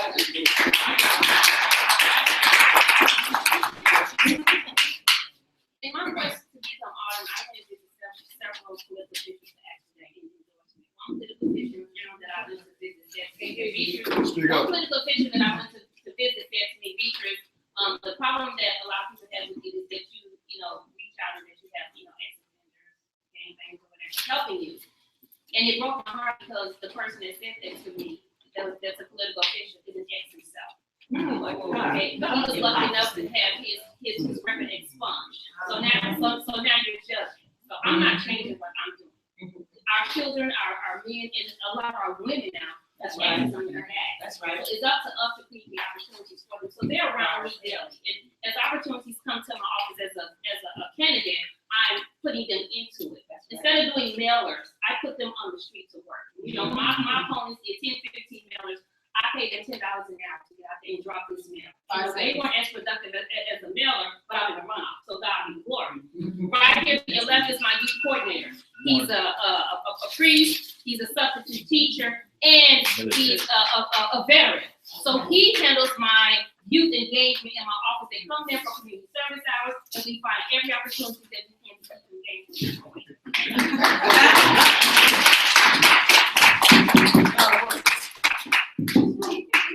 This next question, the person that wrote it wanted to make sure she has the background information. Property taxes comprise 10% of the overall city budget. Property taxes, funds, pensions, and debt. Currently, there is a deferred $557 million pension payment due. Public safety for police and fire pension is 63% of the pension contribution. The question is, do you support a property increase? Property tax increase? If not, what will you propose as an alternative revenue source? I am absolutely against property tax increase to shore up the pensions for the fire and police. Now that's very special to me because I am a 21-year veteran police officer. But I do not believe that we should raise our property tax and place that burden upon the citizens and the city on we have to look at the city spending. Right now, our city departments, our staff, especially on the managerial level, with deputy superintendents and assistants to that deputy superintendent, and there's too many levels of bureaucracy within our departments. Also, we have to create new revenue and be open to the different types of new revenue that should be created. I know there was sales street taxes being talked about. That should be explored, not to tax every share sold, but to tax every transaction. Gambling or casino is also being explored. So I think that, as a whole, we have to look at the creative ways in which we can fund those pensions without putting the burden on the taxpayer.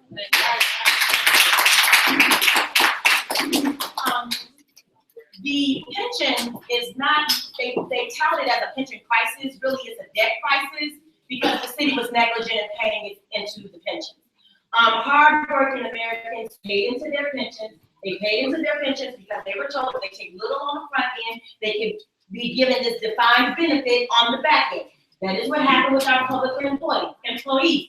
And the public employees are the people who do the hard work. They're the teachers, the police officers, the firefighters, all of those city employees. So I think it's, you know, a contract it's a moral obligation. So it would be illegal, one, to want people to take less because you didn't put in what you were supposed to pay in to the pension. The other part is that I agree with Mr. Tony Farrow. I am open to any and all progressive tax generating proposals. I am not in favor of balancing the budget on the backs of working class people and poor people who want to work, because they did not create the problem. So take the money from the people who got it, let's say street tax the transaction, and if we just take those transactions at percentages, it could solve the pension debt and fill the economic holes in the budget.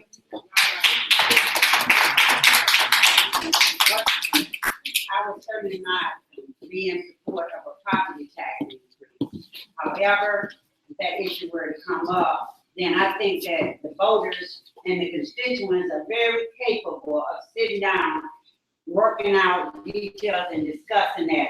Having a board where we have all members on the board made up of different constituents in the city, whether it be business, union representation, residents, community, just regular voters.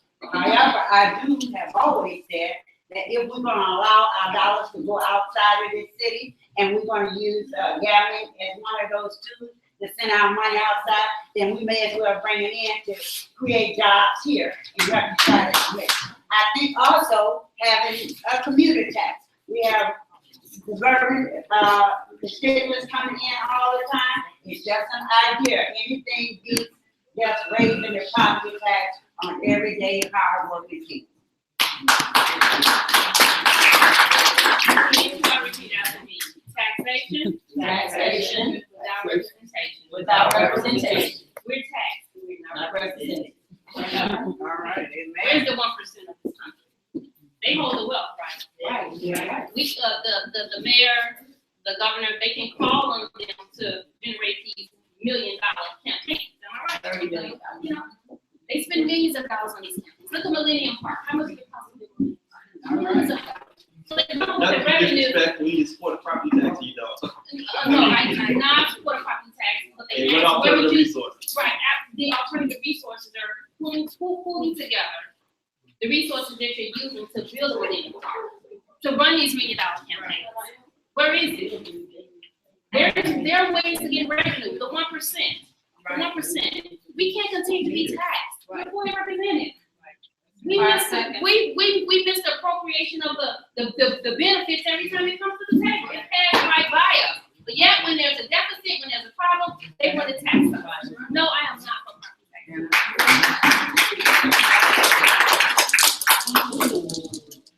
property tax. Don't worry about it. Right. Next question from a community member. How do you make businesses pay taxes in the neighborhood? They are not living in the neighborhoods in which they own their businesses and selling drug paraphernalia, such as those black and have young men standing outside selling drugs. Well, one way I would think that we need to work with, and we got work with on the east end of the board, but we tried it last year with Bethel, we needed an organization, it's a special service area. And once we put in a special service area, then yes, the business owner will have to pay more, it'll come out of the property taxes so that we can create jobs and help to beautify our community, whether it's getting a security company on the area, or whether it's cleaning the area, if you want to beautify the area. So that's where those tax dollars come into.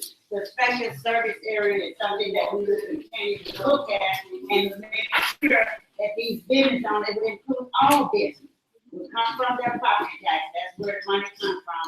But we have to have a non-for-profit organization, agency who are capable and able to finance the portion of this special service area, and then they get reimbursed from it. So those areas are. They are currently being worked on in other parts of the city, but we need them in the 24, 25 9th to 37th. Steve, could you reread that question again? Sure. I appreciate it. The question is, how do you make businesses pay taxes in the neighborhood? They're not living in the neighborhoods in which they service and selling drug paraphernalia and have young men standing outside selling drugs. And is that directly speaking to those business owners specifically? That, Yeah, because those are. okay, well, I'll just give you my answer to that. I think, as Alderman, you have to be very, very, very careful with selective taxing. First of all, it's going to be held unconstitutional. Secondly, the city will be sued for multiple millions of dollars if you place a tax on the business because it's selling Black and Miles or something like that. You can't tax product. You can't place a special tax on product, but you can't tax a business owner because he lives outside of the city. It won't pass constitutional muster. But I think we have to back up even before then and look at the type of businesses we're bringing in our community.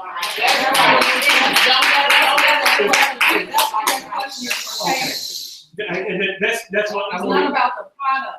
Okay. The question is basically pertaining The to type of these businesses that are opening in the community that's located here. Yes. Well, sure.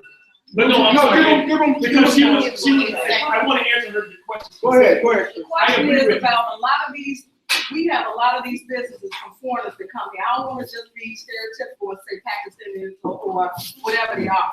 But they come in our community and they don't live here. And they live out in Palatine and things like that. They don't give back to the community. Okay. They don't. That's And an a lot excellent of the question. drug All right, activity. let me ask you a question. We still have like two more questions. That's an excellent question. And we have to look at the type of businesses that we are allowing to come to our community. Businesses that are not viable in the communities, but that are thriving off of our residents, we should allow them in. As always, we have to set up our committees to vet the businesses that are coming into our community. And ultimately, based on the type of business, should either support it or not show support for it. Pawn shops and liquor stores are examples of those in 2019. Okay. We specifically need to vet the type of businesses that are going to help grow the community rather than help drive off the community.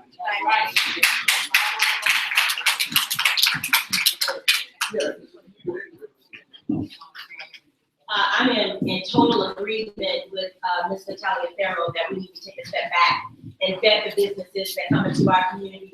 It is a travesty that our economic corridors are comprised of liquor stores, beauty supply shops, nail salons, and beauty shops. And I love that our brothers and sisters can have barber shops and beauty salons. We are so much more than that.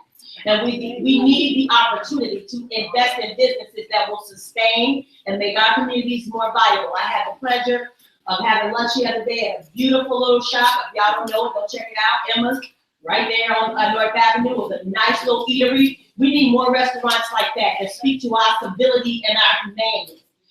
So as Alderman, I would certainly set up a committee to vet the businesses, not only the small businesses, but the big box stores too. Because it was the big box ordinance had the direct financial impact on the viability of the small businesses, specifically in Black communities. So on the one hand, we enjoy Walmart, but Walmart did take a hit in Black communities and small businesses. So we need to be very careful about who we let in to do business with us.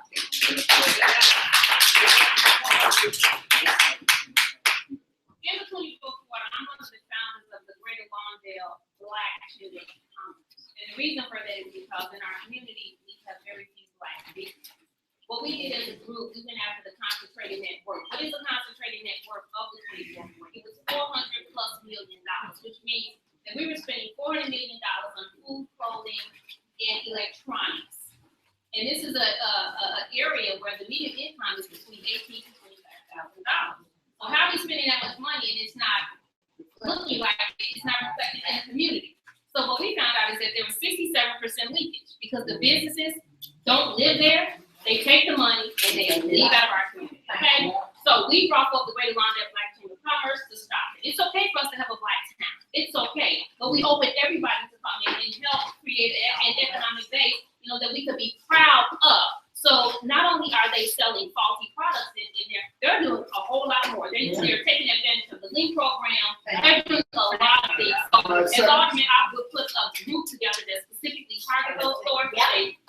go or do business One. here in our community.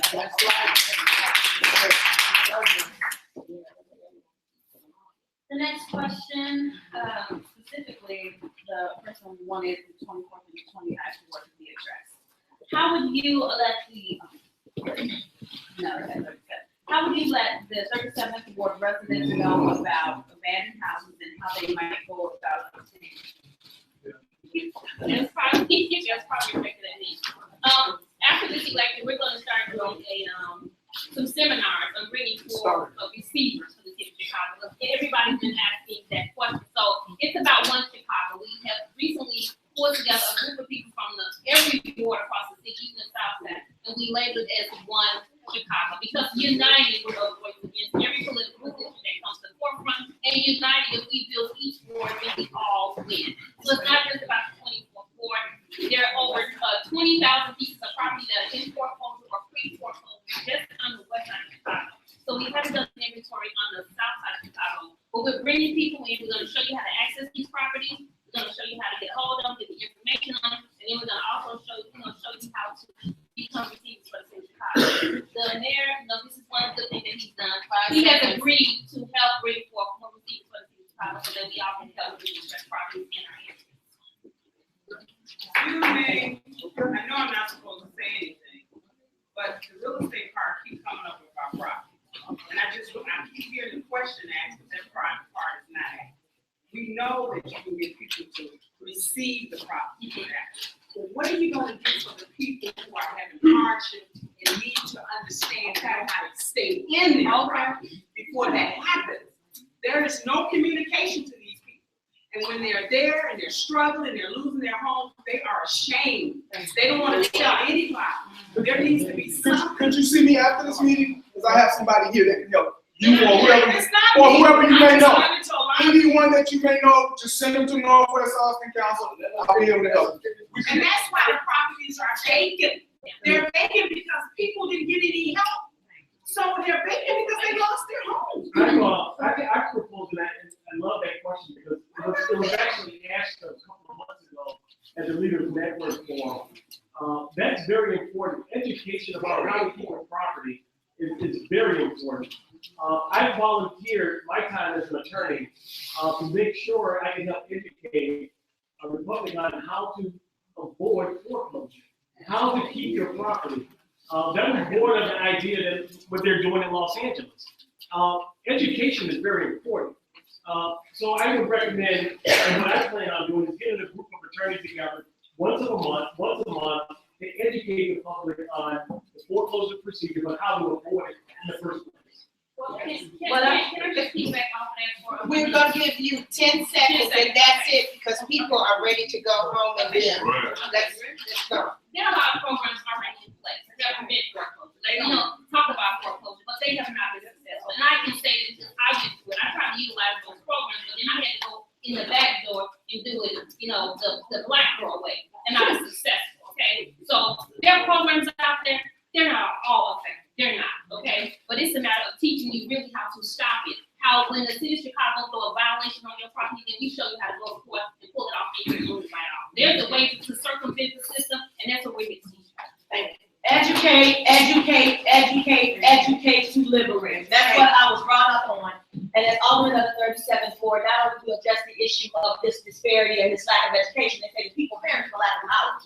So not only will I speak to that need, but in addition to that, I will begin immediately having civic development classes. I have some wonderful learned people like Mr. Trust who will bring people together monthly to talk about the issues of what's at stake in our community, so that when we have these conversations, we understand the language that we speak in. We know what a tip is. We know what an elected representative school board is.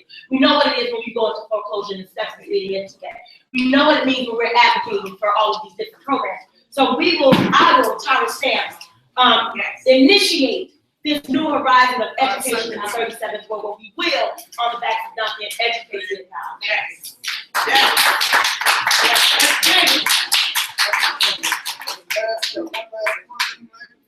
This question is, This last question is directed toward Ms. Smith. Walmart was a great idea, but why is everyone so unhappy with the customer service? Why are you proud of this project, and do you make sure the employees are being treated well? Absolutely, absolutely. I'm proud of Walmart being there, and yes, I do work with the customers, and yes, I do work with the store owner, store manager. Let me tell you something. Because we worked so hard to bring Walmart in, and it was the first store, the store was very overcrowded. And then all of a sudden, as I listened to Walmart, when our people started getting those, first of all, there were 15,000 people applied for 600 jobs. 15,000 applied for 600 jobs. That's why we continue to hold job fair, because there's a need for jobs. But when it comes to the customers in the store, I'm the one to go in there. If I don't see any baskets in there, and they're all out on the street, then yes, I'm gonna say something. But everyone should say something. We have a duty and responsibility, not just for Walmart, but for any business. If anything is not right, we need to say something. We don't just let stuff go on and blame it because the alderman brought them in. I might not even be there. And then it might be some water on the floor, something spilled, closed down. That's our job, is to make sure all of our stores are being kept up to standards. So that's my answer. At this moment, the last but not least, we're gonna allow all the candidates and the aldermen to give a 30-second commentary on anything they want to say. Close. Again, I'm Chris Farrell, candidate Alderman in 29th Ward, punch 54. I think our past election in February 24th was a clear indicator that the 29th Ward needs new leadership. Alderman Graham has missed the mark on being an impactful leader. She's missed the mark on integrity, dignity, and respect for others. And she certainly has missed the mark on serving the community. Serving our community does not mean bringing pawn shops and liquor stores and accepting campaign contributions as a result. I vow to change that as a new leader.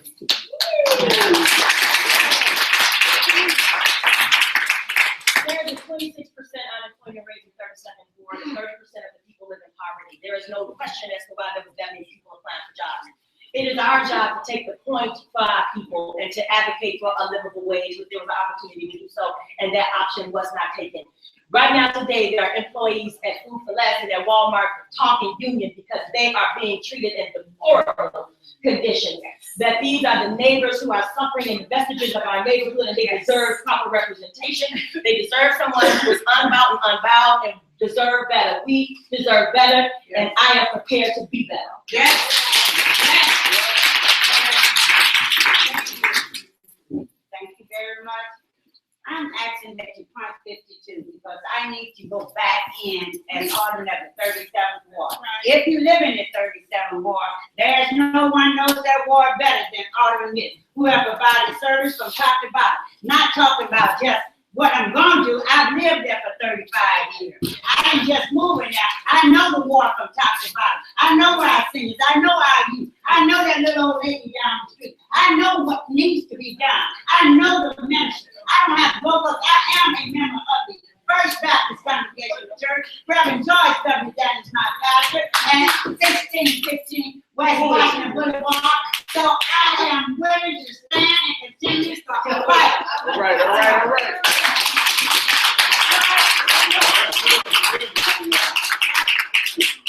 Steve, can I get an extra 15 seconds? But she's to stand in the audience. And as you can see, my opponent does not respect political processes. He thinks that his name is going to get him elected, but I got another thing to tell him, that on April 7th, your name will get you not elected. As you can see, I am a progressive, aggressive individual. I know the facts. I bring them forth. I'm a stand-up type of person.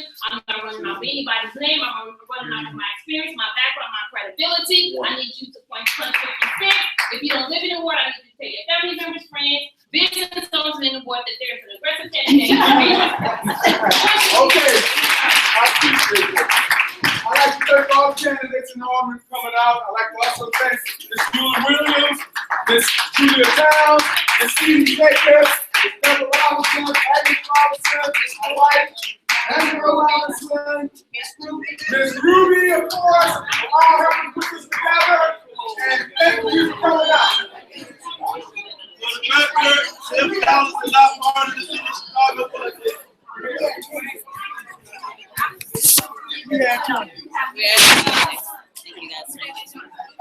Hey, so take your tip. Yeah, I was really about to sit down, but okay, God bless you.